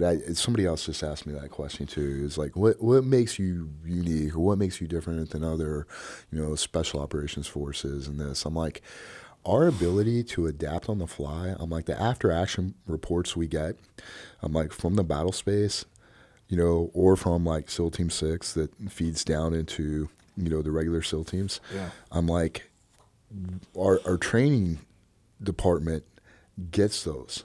And they immediately start to make changes. They don't have to go through like a schoolhouse and go through official curriculum to make these changes. We can start to make immediate changes in training without having to take years of processes. And, this has got to come out in this manual to make this and that, because I was with the Marines before. And I'm like, it took forever to change anything. And then even at ATC, it takes a little longer to change things. But at TRADET, we could, every time I went through TRADET, JP, you and I have done multiple workups. No workup was the same. Nope, never. Every workup was different. So those are our training blocks, right? And every time there was something more advanced, we changed this because this is what the enemy was doing now.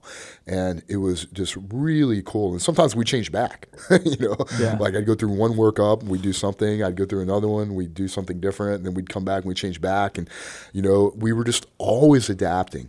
And that's what I think made the SEAL teams really special, was our ability to adapt to the enemy so quickly.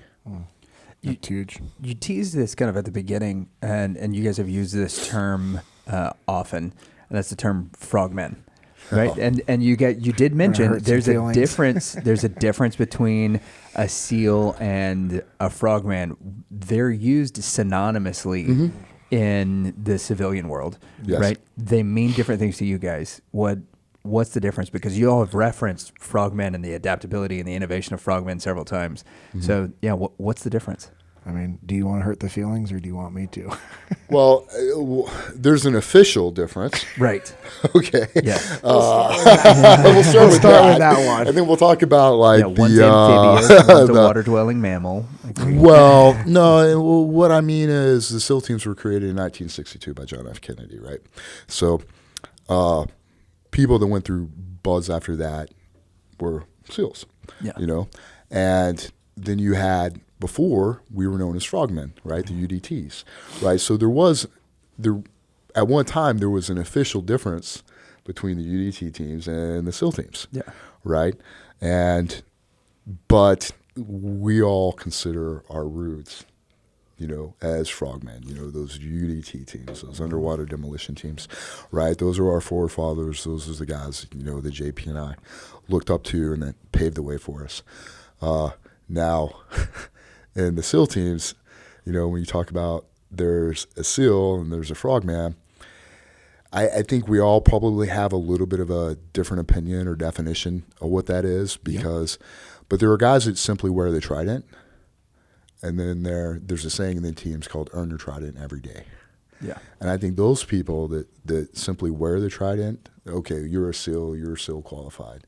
And then there's those people that earn it every single day. They try to make the community better, that are, they don't want to be a SEAL just in Coronado on the beach when it's sunny and go out to the bar and tell girls that they're SEALs, and get laid. Yeah. There's the ones that believe in the community, that believe in the mission, that are warriors and want to be warriors, right? And those are the frogmen. Yeah. The ones that come home, they don't brag about what they did. They're quiet and they're humble. There's a saying about war, and I'll probably butcher it a little bit, and about, in combat, there's, out of 100 guys, there's 10 people that shouldn't even be there. There's, 80 that are somewhere in the middle, they're kind of the cannon fodder and they get things done. 9 are the fighters, and we're lucky to have them. But one's a leader, and he brings the other ones home. And that's the true warrior. Those are the frogmen. Yeah. Right on, man. I love that you said there's guys that wear their trident on their uniform. Yeah. That's a Navy SEAL. Everyone that makes it through BUD/S gets a SEAL trident placed on their uniform. You are 100% a Navy SEAL. You have to earn the frogman title. Yeah. And it's a very real thing. And sometimes it's like an unofficial like greeting when you're like, "What's up, frogman?" And you hear it. And that was what was cool about Colonel Clark with the Army unit that we worked for with in Ramadi, who's now General Clark. He was at the commissioning of the destroyer for Mikey Mansour. He spoke at that commissioning. Oh, cool. Which, how often does a Army general speak at a naval commissioning? Like, we're talking historical type of things. Yes. This is what he always called us frogmen, because he knew the difference. Yeah. He actually knew the difference. He talked to like Jocko and Seth and Leif about those things. And the commissioning was a couple years ago, and I was walking up to him. I'm like, "Hey sir, how you doing?" He's like, "What's up, frogman?" And he remembered me. Oh, He remembered how the good guys. did that feel? It was awesome. But now, here's what I'm willing to bet is his aide had like some research on the task unit, which like a good aide would, right? Like, hey, here's all the guys that are going to be in attendance. Here's their picture. He probably did his research, which that's even more impressive to me, because that just shows that he cared. Yes. He cared enough, whether he remembered or had somebody do the research on all of us, he knew our names. And I remember talking with him, and we were talking about some stuff. I'm like, "Hey man, you you saved me big time." He goes, "Well, you saved my men." And it just was a great example of leadership. But just being called a frogman by an Army general it was huge. Yeah. And so the reason why, not to like brag on what we did in Task Unit and Bruiser, but the reason why I brought that up is because being called a frogman is such it's such a cool thing. It's a badge of honor.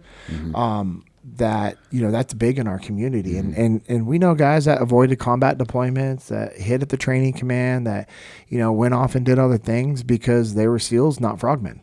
Now they did what was best for them, and it's hard to argue that, because hey, in their mind they were doing what was best for them and their families. But there's a difference. You have guys like Randy who, Randy's a warfighter. He wants to be in combat. He wants to be making things happen. But he gets placed at the training command, and which he should have been at the training command towards the end of his career. Like, hey man, you've been doing 22 years in the military. Hey, let's give your family some Randy time. Break, let's let your family have some of you. But what was cool is like when Randy was at the training command, he was working full bore. It wasn't a 9 to 5. It was like 5 to 9 for him. And it was like on the weekends and everything else like that. And the reason why I share that is because we need that type of default aggressive mindset to make change. And you made change in the community. Yeah. And people that are listening that are trying to make change in their personal lives and their professional lives, you got to be willing to put in the work. It has to be above yourself. It has to be something that's bigger than you. There has to be a driving force. And for our listeners, I want you to remember what Randy said. It was about SEALs coming home, because this could be life and death. Yeah. And that's also a differentiating factor in a frogman. Yeah. It's not about them. It's about the team and the mission. Well, I knew once I took instructor duty, I was probably going to end up getting out, right? Yeah. My poor wife and kids had dealt with me being gone all those years, right? And then I finally got home. I took instructor duty, and I was like, wow, being a husband and being a present father, this is pretty cool. It is. I'm not sure if I want to rotate back to the team, and I started really like falling in love with my wife again, and falling in love with being a dad. And we used to joke around for years that my wife was a married single mother with a luxury of 2 paychecks, but I loved the teams. Yeah. I loved it. And I see a lot of people at the end of their career take instructor duty, or it's their last like 2 years in, and they just coast. Mm-hmm. They don't do anything, right? They're just kind of like, all right, I'm just kind of preparing myself to get out. And not that I didn't prepare myself to get out, but I loved the team so much, I wanted to leave it better than I found it. And combatives is a very small piece of the pie. Yeah. Right? I mean, you have to be good at a lot of things, right, to be a SEAL, right? But the little small piece of the pie that I could affect, which was the combatives portion, it was one that I was very, very passionate about. I tried to leave better than I found it at the end of my career, So, and I found that probably, more than any combat mission, that I was on, to be the most rewarding thing I could do, because I left something for future SEALs. Yeah. Yeah, that legacy play, man, is such an enormous thing. And you guys were talking about what's the thing that like drives you and all that. Like this, the combatives thing seems like that was the thing that kept you up at night. Was like, hey, we're sending these guys into war unprepared, and we've got to fix it. And yeah, it's funny. JP, he's mentioned Frogman, right? And we had this this bravado to us, right? This I'm a hairy-chested frogman. I'll beat anybody's ass. Really? You don't know how to fight? Well, desire and capabilities, right? 2 different and things. that was kind of our mentality. It was kind of like, hey, I'm a big, hairy-chested frogman. I'm aggressive. I'm this. I'm going to smash these guys. I'm going to lift weights. I'm going to LPT everybody. I'm going to do this and that. And, yeah. And when we really looked hard at ourselves, I'm like, wait a minute. This is false bravado. Yeah. We actually don't know how to fight that well. It's humbling when you put SEALs that think that they're big and bad, you put gloves on them, headgear, and bring them to the combatives room. Yeah. And that's what Randy did. Same thing we did at Trada is when you're showing guys, hey, you're tough. No one's going to take that away from you. Yeah. You're tough. You made it through the selection program. Yeah. You're a hard worker. Nobody's denying that. You can take a beating. Yeah, good job at taking a beating. However, let me show you. Yes. That's what is so cool about the field training exercises that we run at Echelon Front. Mm-hmm.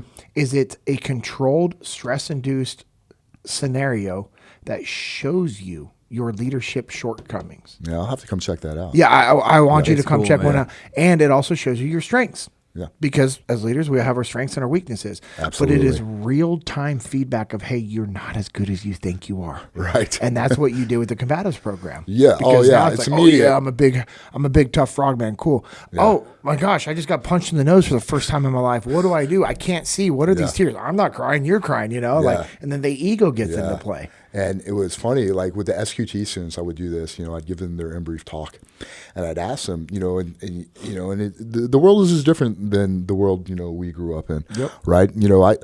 I fought a lot growing up. I had 2 stepbrothers, they were both older than me, right? And they thought it was their God-given right to be at me every other weekend, and they're all their friends, right? So I grew up fighting a lot, but I would ask the kids. I call them kids, the SQT students. Yeah. You know, I'm almost 50, so Good Lord. Yeah. You look great, man. Thanks. Yeah, I'm glad Yeah. you finished it with that, because at first you were like, I'm almost 15. You're like, oh, good Lord. I was like, oh boy. No, bro, I ain't trying to be beat up on video on the podcast. Like, come to Double Five, watch them whoop me. All right. But I would ask them, like, hey, how many of you have gotten a fight? You know, like a real life fight in your Yeah. life. And I'm like, I'm not talking about the 5th grade pushing match, like a Yeah. fight. Yeah. And less than half would raise their hands. You know, It's crazy. sometimes I'd only get like a quarter that would raise their hands, and I'd be like, "Don't worry, guys, we're gonna check that box this week. You're all gonna know what being in a real fight feels like by the time you graduate this program." But you know, you take that back 20 years, and you go, "Hey, who's been in a real life fight?" Maybe 1 or 2 would raise their hands. You know, that hadn't been Right. in a real fight. Yeah, So, the question is reversed. Like, Yeah, who here hasn't been in a fight? Yeah. Right. And then you get the couple of guys Yeah. where now you got to ask it the other way. Yeah, so it was eye opening, you know, to me, like how many young people right now, and we grew up, it was just a lot different. You know, you'd fight the kid across the street, and the next day you'd be best friends, and nobody got, Yeah. you know, Yeah.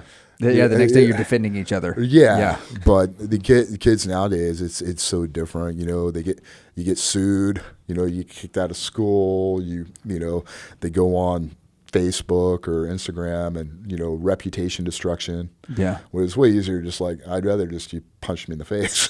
Yeah. Really, let's get it over with. Right. You talk about some of these lessons that you take into the real world, right? Mm-hmm. And Echelon Front just recently put out a video from the battlefield. When JP and I we did an Echelon Front event together, and he asked me, he's like, "Hey, what are you wearing?" And I was like, "Yeah, I'm." But weird question, but I'm gonna wear black pants and a black polo. He's like, "Oh, wear a gray polo." It's like, all right, not a big deal. So this Echelon Front video comes out a couple of, maybe it's a few weeks ago, and it's Jocko, right? And Jocko is saying that there's some guys who came to an event and they just handed him black shirts. And then he goes, not 10 minutes later, JP and his team are like, "Hey, what are these dudes doing in black shirts? Like, I had to earn this shirt. Everybody on our team had to earn the shirt." And Jocko was like, "Whoa, whoa, whoa. Can somebody please go change their shirts?" Like, okay, cool. Everybody, like, okay, instructors wear black shirts. Like, we're on this. So that's obviously like one of those things of like this delineation, earn your spot at the table, earn your trident, that mentality, right? That he has taken and brought to his team, which helps to elevate all of them because they want to earn their spot at the table.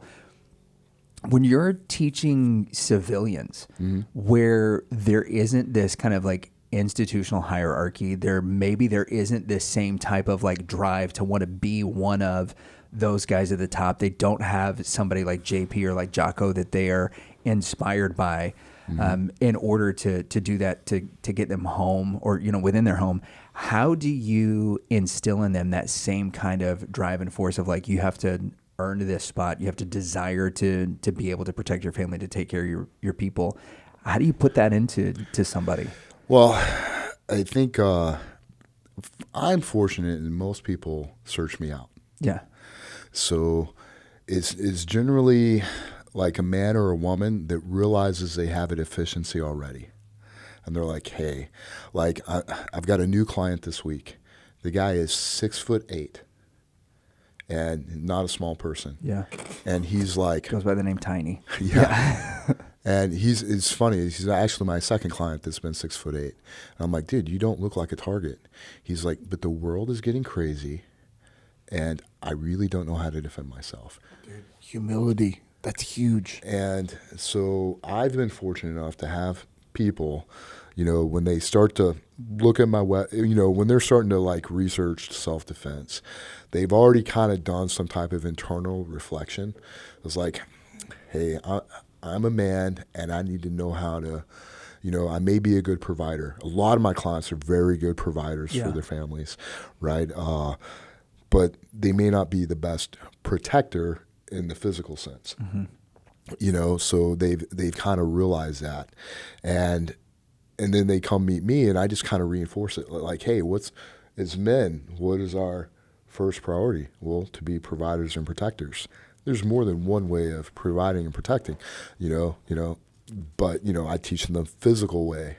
But then we also talk about other things. And as we get to know each other, right, I try to be a good example of a man. And, JP, I think mentioned already I'm Christian, so I try to let that example go through, I'm a husband and a father, and just permeate everything that I do. Right on. I teach a lot of women, I teach a lot of women,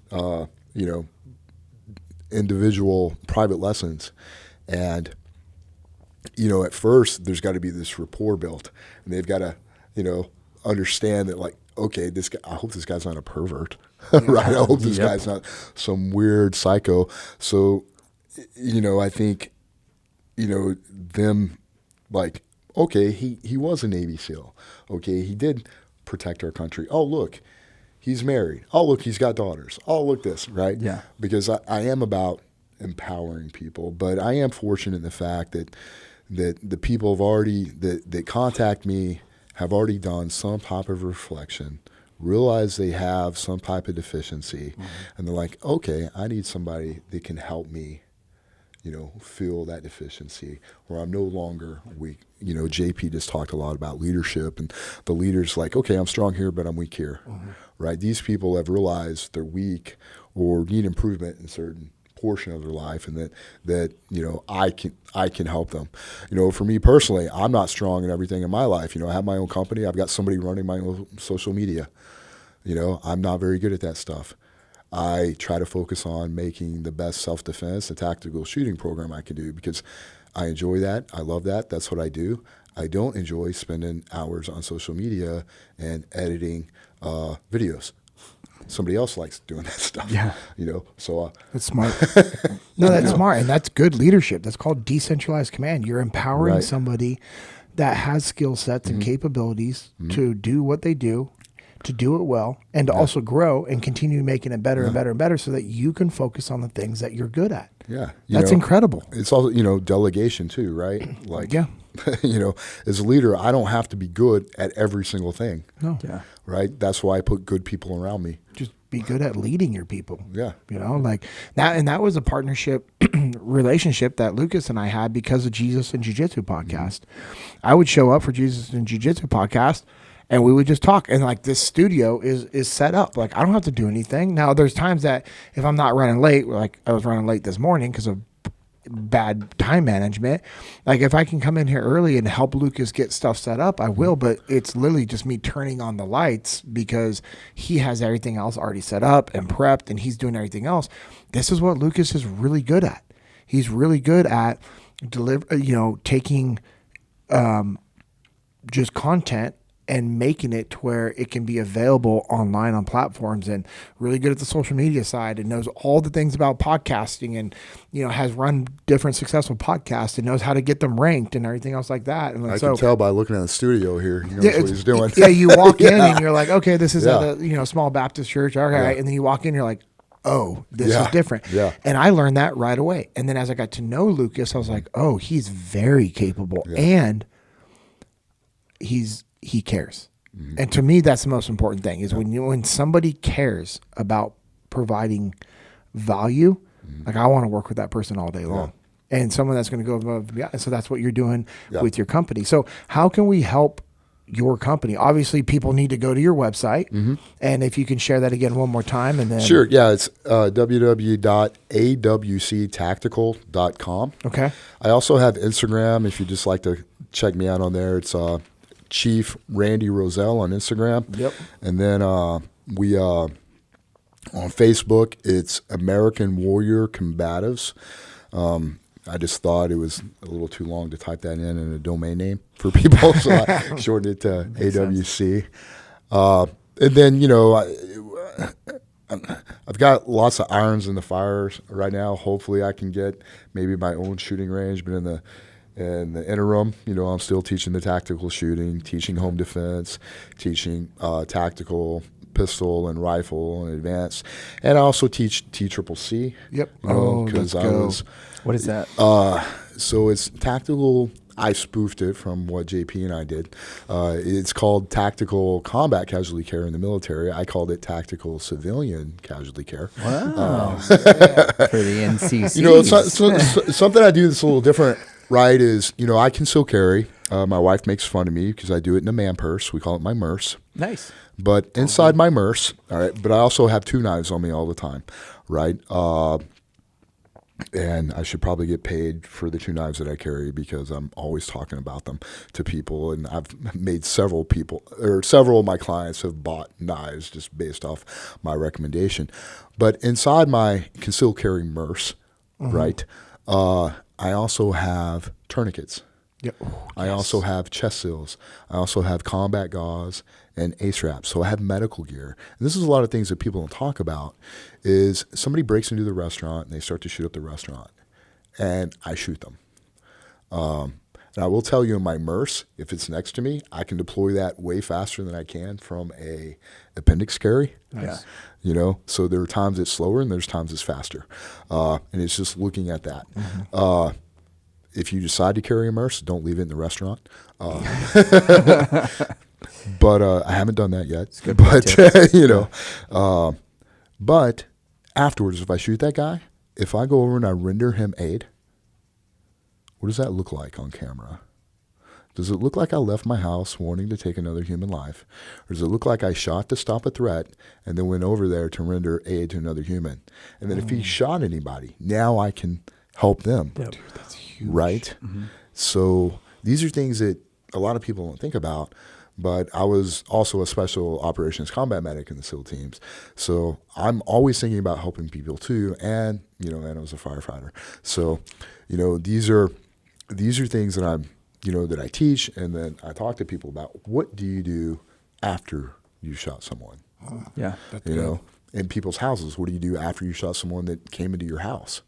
You finish the clearance. So when it comes to self-defense, when it comes to self-defense, I always ask people to pretend 2 things. Because I love Jiu-Jitsu, but I never take the fight to the ground unless I have to. 1, we're always on camera. 2, there's always more than one attacker. Yep. If we pretend those 2 things, we'll be doing all right. If somebody breaks into your house, we have to pretend 3 things. 1, if they break into your house when you're home, they're there to hurt you and your family. They're not there to rob you. If they break into your house when you're home, they're there to hurt you and your family. 2, they're always armed. 3, there's always more than 1. That's good. If you train to that level in self-defense and in home defense, you won't be behind the power curve. That's awesome, man. Do you have any final questions before we close it out? Yeah, you know, I've got one, and it goes back to the conversation that we had at the opening, and it has to do with one of the things you mentioned about how the bar is consistently being lowered. Right, that there are some things where, you know, maybe it's appropriate for, you know, the entry level job at McDonald's or a discount tire or something like that, where they're like, hey, you know what, we want somebody for 20 hours a week, but now we got to lower the bar to 10 because it's what works with school schedules and stuff these days. And so you have to make some of those concessions. When it comes in particular to firefighting, first responders, when it comes to war fighting, and when it comes to when we're preparing to defend our own homes, why is it so dangerous in those situations to lower the bar? Oh my gosh. Well, you've got 30 seconds. No. Yeah, I was like, bro. Do you want the most qualified person or do you not? Who cares what sex they are, what skin color they are, what background or nationality they are? You want the most qualified person when your life is on the line to be coming to save you or be there next to you. Period. That's all you care about. You know? Yeah. The most qualified. Not, you know, who looked a certain way or met this because of their melanin count. Yeah. Or their, you know, the relationship that they have with somebody, or their son or daughter or somebody, and it's like, you know, you can't have that relationship in buds to become a SEAL, right? Yeah. We all have to earn it, and fortunately, that bar has not been lowered. Yeah. You know, but when it comes to war fighting, who do you want protecting your family? Who do you want protecting your nation? You know? Yeah. Yeah, I mean, ultimately, it just comes down to that one box, right? Like, who cares how many boxes you checked prior to this thing? Is Capability save and my merit. life? Capability and merit, right? You know, and do they have the values? I like that, capability and merit. I like that a lot. I want to write that down. All right, we're going to close this out. Randy, we need to get you back on here because we didn't even talk about your childhood. We didn't even talk about your time in the Marine Corps. We briefly touched the time in the SEAL teams. We didn't even talk about your time as a firefighter. So I'm excited for the book. Yes, I'm really Read about some excited of for the that book. stuff. I can't wait to read it. And then, so we're going to have you back on to talk about all those things. And then we're going to review your book as well, man. Oh, thank you. That's huge. So, Well. I'm going to go through a few things, and I'm going to have you close it out with some final thoughts. Okay. Or if you have a final thought, and then I'll close it out. But Just gratitude, guys. Thanks for having me on. Let's go. All right. So, hey, thank you for all of our listeners. Those of you that are watching on YouTube, we really appreciate that support. It helps out the podcast. If you're not listening on YouTube, that's fine. Or watching on YouTube, that's fine. But for those that are doing it, we appreciate the extra additional support, on iTunes, Spotify, social media, just helping us spread the word. We really appreciate it. Also, make sure if you're not subscribed to us on YouTube, you don't have to listen, but subscribe because we put out some extra content, some extra videos, some YouTube exclusive episodes. If you want to follow us on social media, I am at JP Dinnell, 2 N's, 2 L's. Lucas is at Lucas Pinkard. That's Lucaspinckard. And like Randy said, it's Chief Randy Rozzell. That's at ChiefRandyRozzell.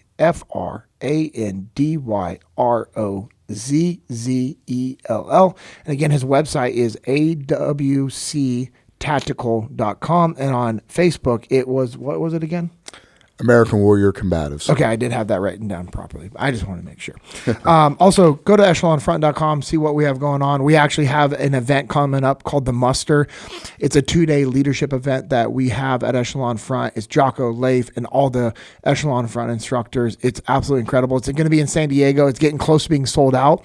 We also are doing a 1-day FTX on the back end of the Muster that is only available for muster attendees. So if you're at the muster and you want to experience the FTX, if you want that real time feedback on what's working and what's not working with your leadership skill sets and capabilities, we'd love to see you there. That is also almost sold out that Cody and I will be conducting. A rumor is Jocko also might be making an appearance to that one. Not official, but just saying he's talking about being able to come to the FTX also after the muster. I'm not saying that's going to happen. I don't want anybody signing up and be like, oh, Jocko's going to be there. Nope. But the FTX is incredible. The program that Cody's been running is incredible. So go to echelonfront.com. Follow us on social media as well. Just also check out the Extreme Ownership Academy. And if you want to work with any of our instructors at Echelon Front, send us a message and someone from our awesome operations team is going to get back to you. Also, if you want to send me a direct message, I will help facilitate the connection with you and our sales team. Also, check out Jesus and Jiu-Jitsu. It's a ministry that we talked about. It's a ministry that I'm a part of with Isaac, Stephen, Josh, and then also Lucas and Troy is a part of the board and active in the ministry.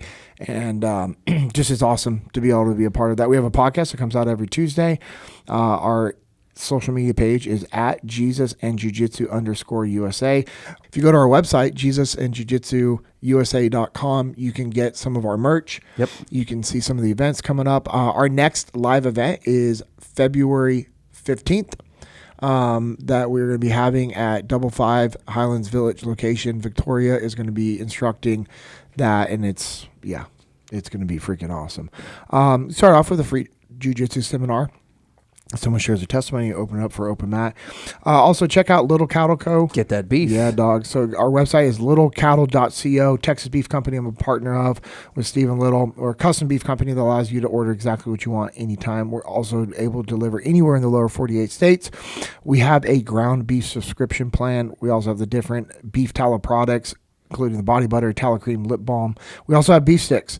If you want to be a wholesaler for the beef sticks and or the beef tallow products, send an email to Amanda at littlecattle.co. Also partner with a printing company called On the Path Printing. Send us a message on Instagram. It's at On the Path Printing. Josh and I started that business, and we are fully up and running operational printing apparel for different companies.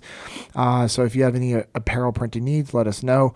Also, we talked about Bruiser Arms a little bit. Leif, Jocko, and I have a company called Bruiser Arms. You can check us out on Instagram at Bruiser Arms. Send us a message about just different custom gear packages. And that was the intent behind it, was like different gear to be able to offer to people, and then also custom training classes that we can put together for you. And man, I'm fired up to be doing in the future. I'm saying this is going to happen in the future. We're going to do an event with Randy and his company and be able to work together and just bring awareness and incredible training to people that need that training. I'd love to. You know, looking forward to helping you grow your company, man. Thank what you. you're doing is good, and it's very much needed. So if you need help with that, send me a message. I can help facilitate whatever gear that you want and or training. Also want to thank Origin and Jocko Fuel for all the support they've given over the years. What they're doing is absolutely incredible. If you want to get some of the best jiu-jitsu gear and regular clothes that are 100% American made, go to originusa.com. Make sure you go to jockofuel.com to get some of your supplements, clean energy drinks. These hydrate drinks are freaking unreal. But I know I'm getting ready to close it out with a final thought. But Randy, what are your final thoughts for our listeners, man, if you have anything else? Just gratitude, guys. Thanks for having me on the show today. Thanks for doing what you guys do. I know you do a lot, for companies and for leadership out there and for empowering people. And, we're very similar minded that way. And, it's always good to be around other Christians and other fellow men that just want to, make our communities better. And Awesome. Thanks for having me on the show. I appreciate you making the time for this, and I look forward to our next episode. So for all those that are listening, thank you. And I hope this episode has been a reminder to go out and do the work that's needed, to put in the effort, to build your legacy, and to never settle. This has been the JP Dinnell Podcast, episode 69.